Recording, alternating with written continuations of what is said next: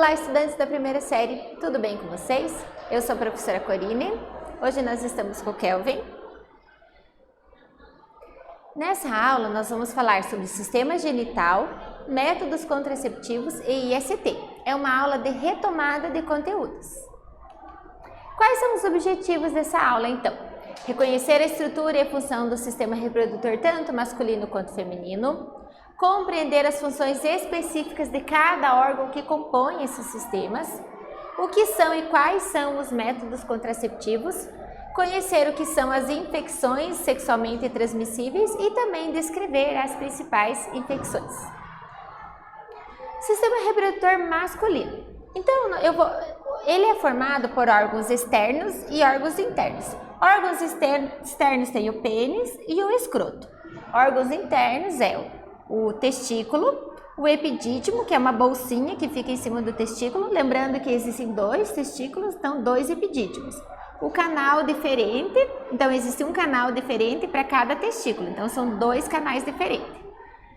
A bexiga, ela está aqui, mas ela não faz parte do sistema genital masculino, ela faz parte do sistema urinário. Mas por que então ela está aqui? Para poder vocês entenderem onde que vai passar esse canal diferente. Então, o canal deferente contorna a bexiga e aí eles vão se unir. Existem também a vesícula seminal, que produz um líquido que vai produzir o sêmen. Então, existem duas. Lá na próstata, esses dois canais diferentes, eles se encontram e formam um único só. Então, a próstata também é uma glândula.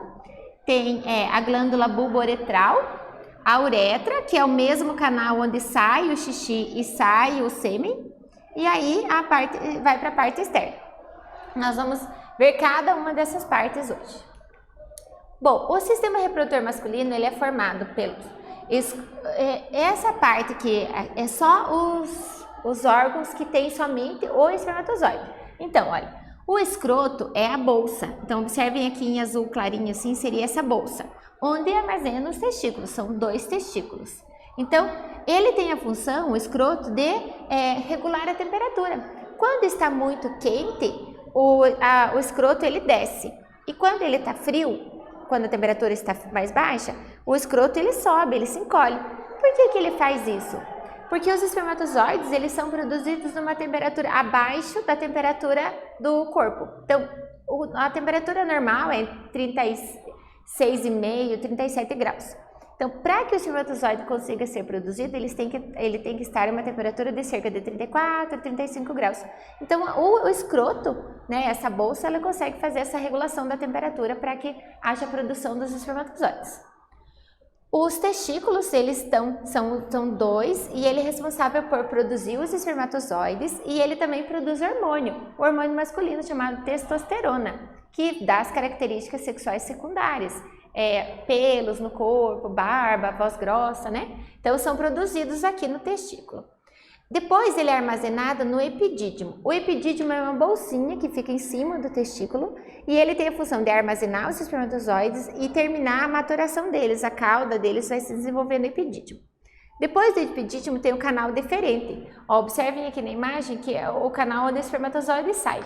Nesse canal deferente só passa espermatozoide, os outros líquidos não chegaram ainda. Então, quando vai fazer uma cirurgia, nós vamos falar um pouquinho mais pra frente sobre a vasectomia, é nesse canal que faz essa cirurgia. Por quê? Porque ele só sai espermatozoides. Agora nós vamos ver a vesícula seminal, a próstata e a glândula. Essas três estruturas, elas produzem a parte líquida do sêmen, né? Então, a vesícula seminal, ela vai produzir um líquido que vai neutralizar a urina, vai proteger e nutrir o espermatozoide.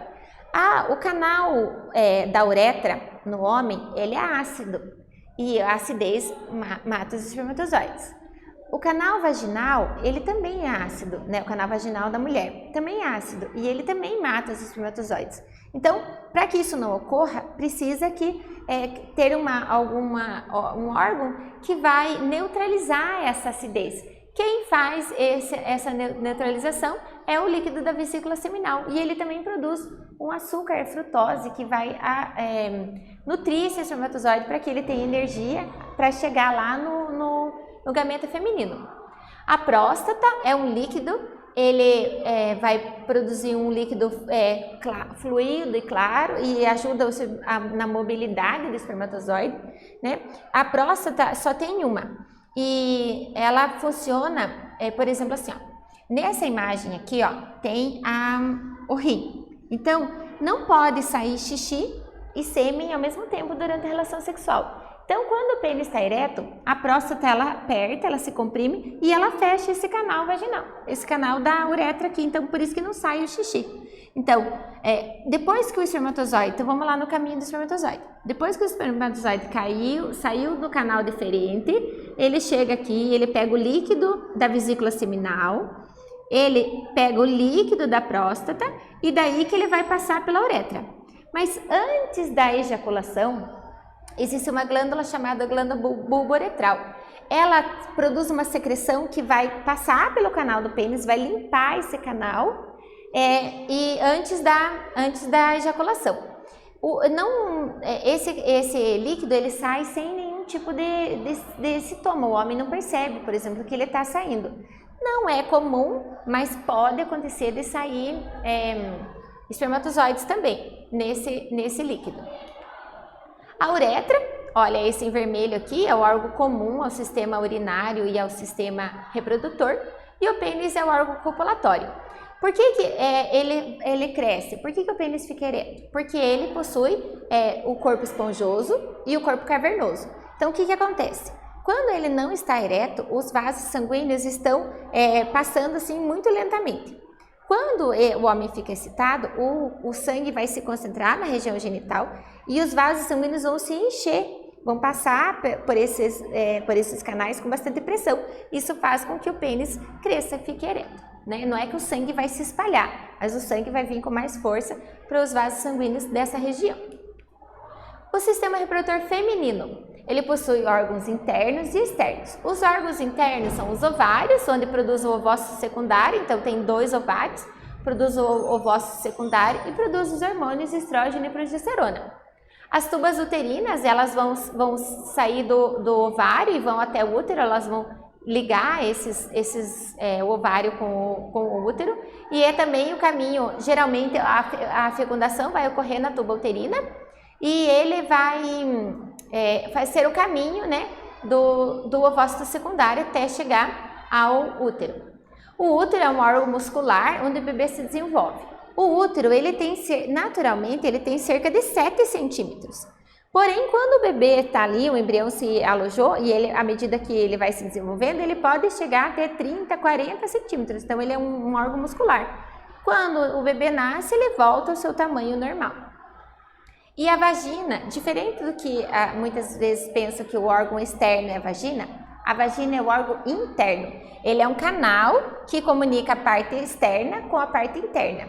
Ele tem a função de sair a menstruação, sair o bebê na hora de um parto, e é o órgão que é onde o pênis vai entrar na hora da relação sexual. Então, é o canal da cópula, que é o ato sexual, tá?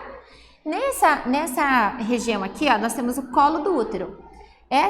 Gravem o colo do útero que nós vamos falar sobre uma IST que tem aqui no colo do útero. Então, o órgão externo, ele é chamado de pudendo feminino, antes ele era chamado de vulva, mas o nome moderno agora é pudendo feminino. Observem que a mulher tem 2 aberturas, a abertura da uretra e a abertura do canal vaginal. Então, diferente do homem que compartilha o mesmo canal, a mulher tem 2, tem a uretra, onde sai o xixi, e o canal vaginal, onde vai sair a menstruação, vai sair o bebê e vai entrar o pênis na relação sexual. A menstruação, o que é a menstruação? Menstruação não é que a mulher vai ficar perdendo sangue durante lá 7 dias, 5 dias, não é isso.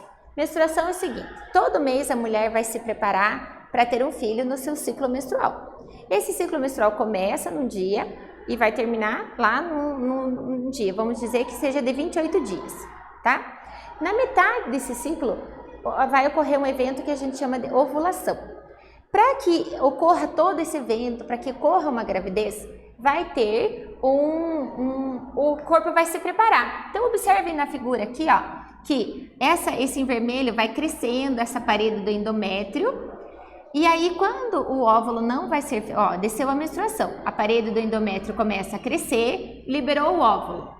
O óvulo não foi fecundado, toda essa parede que cresceu, esse tecido, esses vasos sanguíneos, eles são descolados do útero e eles descem em forma de menstruação. Então, isso que é a menstruação, é a descamação das paredes internas do útero quando não tem a fecundação. Vamos para uma atividade. O sistema reprodutor é responsável pela manutenção da vida. Pensando nisso, qual a função do sistema reprodutor masculino e feminino? Um tempinho para vocês pensarem.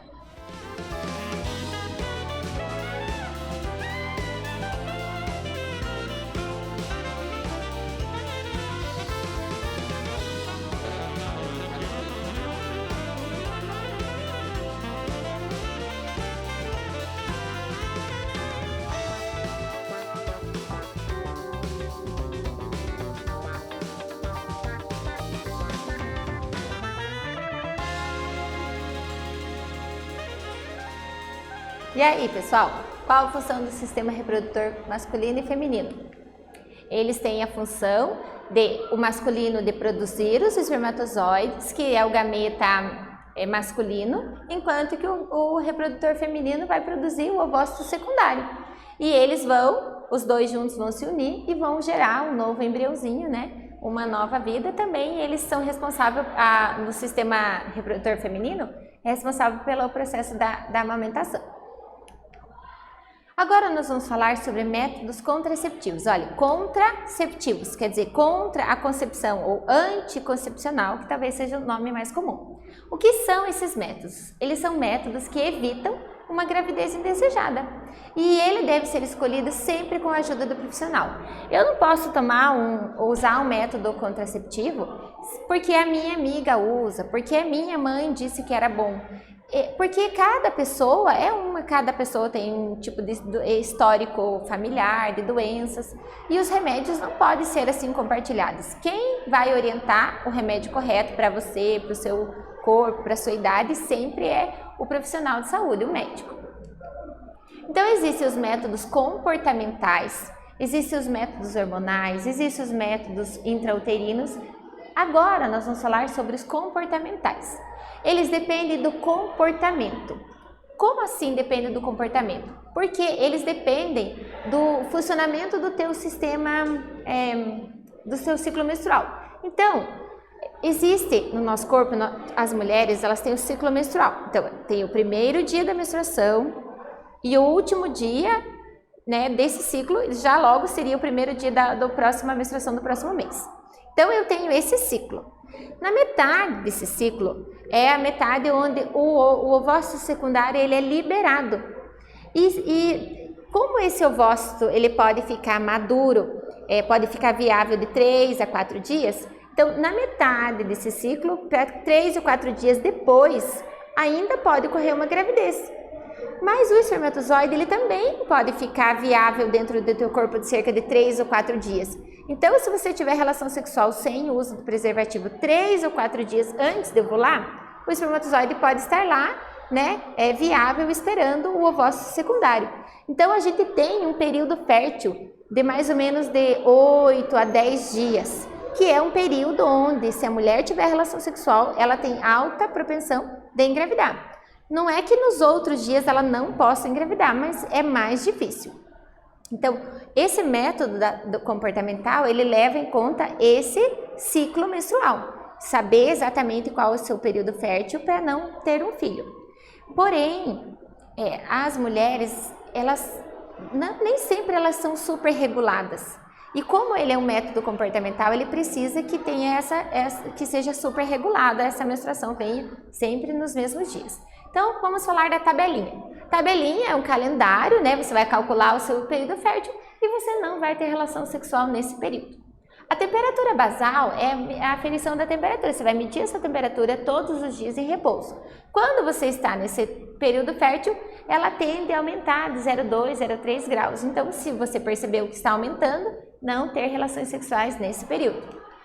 Tem também o coito interrompido, que é a retirada do pênis antes da ejaculação. O homem tem que ter um controle muito grande sobre o seu corpo para que ele consiga retirar E também, não sei se vocês lembram quando eu falei do masculino, que existe a glândula bulboretral que sai limpando o canal do pênis? Não é comum, mas pode sair espermatozoide junto. Então, pode ocorrer a gravidez. Então, o coito interrompido não é também muito eficiente. E o muco cervical, lembra que eu falei do colo do útero, que eu falei para vocês que eu ia falar sobre ele depois? O colo do útero, ele é tipo fechadinho. Quando a gente está no período fértil, é como se ele abrisse um pouquinho para facilitar a entrada do espermatozoide. Nesse que ele abre, ele solta o muco. É um gelzinho, como se fosse clara de ovo, sem cheiro, né? Transparente, e que indica que você está nesse período fértil. Agora, métodos hormonais. Você vai fazer o uso de 2 hormônios, que são produzidos pelo ovário, que é o estrógeno e a progesterona. O estrógeno e a progesterona, eles vão regular o ciclo menstrual. Um deles vai amadurecer a parte interna do útero e outro vai manter esse útero. Então, eles não deixam com que o ovário secundário fique maduro. Quais que podem ser? Ou a pílula anticoncepcional, que você toma 21 dias ou 28 dias, tem que tomar todos os dias. A injeção, que pode ser tomar 1 mês ou 3 meses.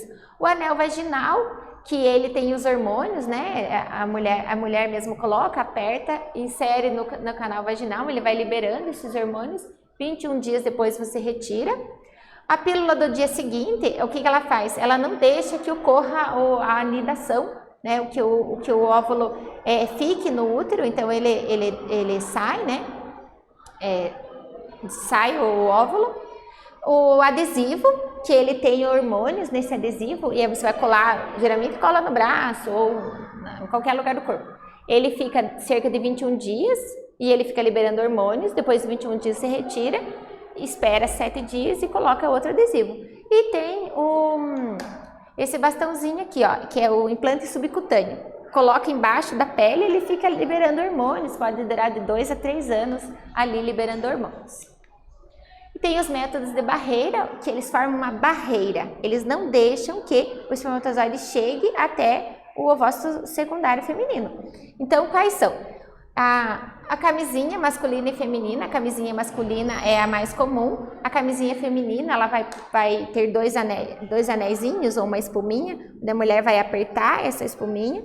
E aqui fica na parte externa um anel, ela introduz nesse canal vaginal e esse anelzinho fica para fora. Então, na hora da relação sexual, coloca o pênis ali dentro, né? Tem que tomar o cuidado. Geralmente essa espuminha pode ter espermicida. O diafragma é como se fosse uma tampinha que a mulher coloca ali no canal do útero, né? Lá no finalzinho do canal vaginal. Geralmente usa-se uma pomada espermicida também, e a mulher pode colocar de 6 a 8 horas antes da relação sexual e retira-se de 6 a 8 horas depois da relação sexual. E tem as pomadas espermicidas, onde a mulher vai introduzir essa pomada em todo o canal vaginal e ele vai matar esses espermatozoides. O método intrauterino, nós temos o DIU. O DIU, olha, observem como que ele é colocado nessa primeira imagem. É colocado, daí o médico que coloca, como se fosse um canudinho, e aí ele forma um Tzinho, um T. E esse T vai cobrir não deixa que o espermatozoide chegue lá na tuba uterina, ele vai fechar a comunicação entre o útero e a tuba uterina, né? Como se ele fizesse uma portinha. Existe o de cobre e existe que tem hormônios. O SUS coloca o DIU. A vasectomia, lembra que eu já falei da vasectomia? Que saía no canal deferente, sai só o espermatozoide. Então ocorre essa cirurgia, o médico faz um cortezinho lá no escroto, puxa esse canal deferente e faz um cortezinho, né? Tem uma cirurgia tranquila de fazer e o homem até pode ir embora dirigindo. E a laqueadura, que é a cirurgia feminina, que ela vai cortar a tuba uterina. A laqueadura já é uma cirurgia maior, exige internamento muitas vezes,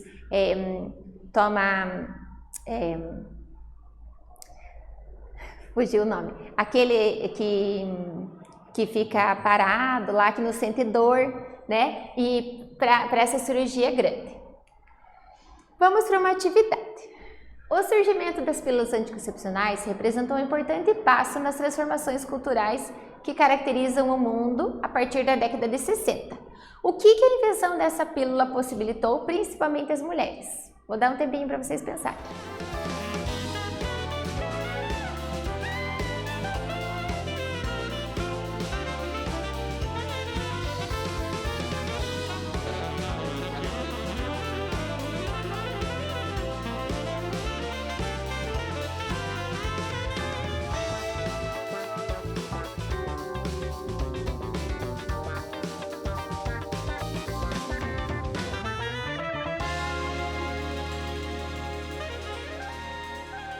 E aí, gente, vocês pensaram o que a invenção dessa pílula possibilitou às mulheres? A invenção da pílula, também chamada de revolução sexual, possibilitou às mulheres um maior controle e autonomia sobre sua sexualidade. Não dependiam mais do parceiro para evitar uma gravidez. Ah, e eu lembrei o nome, era anestesia. Então a mulher precisa de uma anestesia para fazer a laqueadura. Infecções sexualmente transmissíveis. O que é uma infecção e por que a gente chama de IST e não DST? Infecção é quando um agente infeccioso entra no nosso corpo. Doença se caracteriza por um conjunto de sintomas. Nem sempre você estar infectado, você tem esse sintoma. Então, por isso que foi chamado de ISTs. Somente o médico pode diagnosticar, mas você pode olhar no seu corpo e perceber alguns sinais, por exemplo, coceira, dor a urinar, dor na relação sexual, caroço, feridas, bolhas, inflamações genitais servem de sinais de alerta. Nós temos as ISTs, elas são divididas em úlceras ou feridas, em verrugas, em corrimento. Nós vamos falar sobre as úlceras. A sífilis é uma bactéria que tem 3 fases distintas. Ela tem a primeira fase, onde ela produz feridas no órgão masculino e feminino, no pênis e no pudendo, e ele vai ser feridas, mas não vai doer. Cerca de 7 a 10 dias depois ela some. Aí a pessoa, nem foi no médico, não se preocupou. Aí ela vem para uma segunda fase, onde vai surgir feridas pelo corpo inteiro, mas ela também vai sarar sozinho. E aí ela vai para um período de latência, e quando ela surge na terceira fase, ela já surge bem mais grave, ataca o sistema nervoso, é uma doença muito perigosa. Qualquer sinal de feridas deve procurar um médico, mesmo que ela não doa. A herpes, ela causa as bolhas características e ela pode regredir espontaneamente, ela entra numa fase de latência, E quando diminui o sistema imunológico, ela volta a aparecer. As verrugas, quem causa verruga é o condiloma acuminado, ou HPV, vai infectar peles, mucosas, o contato direto, a infecção por contato direto. Os sintomas podem ficam latentes, mas podem surgir verrugas. Existe vacina que previne o HPV, que é o câncer do colo do útero. Lembra que eu falei do colo do útero, que era para vocês prestarem atenção? O HPV dá o câncer no colo do útero. Tanto a mulher quanto o homem toma. A mulher, ela tem o colo do útero, é ela que vai ficar com câncer. Mas o homem, ele transmite esse vírus que pode dar o câncer, por isso que os meninos também tomam essa vacina. ISTs que causam o corrimento. Tem a gonorreia e a candidíase. Gonorreia é uma bactéria que ela causa um corrimento esverdeado, com cheiro forte, Pode também inflamar a próstata, o útero. A candidíase causa um corrimento e é causada por um fungo, a Candida albicans. A mulher naturalmente tem esse fungo no corpo dela, mas se ele está fora de controle, ele vai dar esse corrimento esbranquiçado, como se fossem placas. E o homem, ele é assintomático, porém, ele transmite esse fungo nas regiões, na relação sexual, sem a proteção da camisinha, E também tricomonise causa um corrimento amarelo escuro, bolhoso, com cheiro forte, causa dor a urinar, dor na relação sexual, ela é um protozoário. E também clamídia, geralmente ela é assintomática, mas pode dar sangramento entre as menstruações e a mulher acaba nem às vezes percebendo. Por isso que qualquer alteração deve-se procurar um médico. E a AIDS? A AIDS é uma doença do sistema imunológico que vem da infecção do vírus HIV. É diferente HIV de AIDS. A HIV é quando você está infectado com o vírus. Nem sempre você tem os sintomas da doença. Lembra que eu falei da diferença da infecção e doença? Então, você tem o HIV e o que ele faz? Ele vai alterar as células de defesa, ele vai tirar as células de defesa do seu corpo. Então, quando você tem um número muito baixo dessas células de defesa, você tem todos os sintomas da AIDS. Então, você tem a doença AIDS, que é esse conjunto de sintomas. Então, HIV é estar infectado, mas se as tuas células de defesa estão ainda em combate, você só tem o vírus. Toma remédios, os coquetéis, né, que são todos disponibilizados pelo SUS. Quando você tem a AIDS, a doença AIDS, significa que o número das tuas células de defesa estão muito baixos e você tem o conjunto de sintomas. E a AIDS, ela dá as doenças oportunistas, porque ele tira o teu sistema de defesa. Como que ele vai se reproduzir? Ele vem, aqui seria a célula de defesa, ele se encaixa na sua célula de defesa, ele pega o seu material genético e ele começa a comandar o seu material genético. E ele faz o seu material genético produzir novos vírus que vão sair e infectar novas células de defesa. Uma atividade. Pouco mais de uma semana após a relação sexual sem o uso do preservativo, uma mulher começou a sentir ardor na região genital e em seguida passou a expelir um corrimento. Preocupada, foi ao médico. O que será que o médico disse para ela? Vou dar um tempinho para vocês pensarem.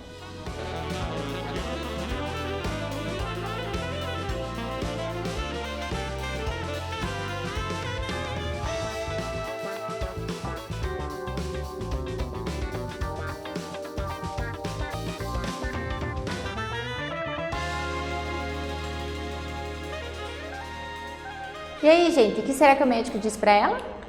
Olha, deve ter falado que ela poderia estar com uma IST. Pediu exames e especificou, exames específicos, né? E recomendou o uso da camisinha nas relações sexuais. Nessa aula nós falamos sobre ISTs, métodos contraceptivos e sistema reprodutor masculino e feminino. Espero que vocês tenham gostado. Até breve!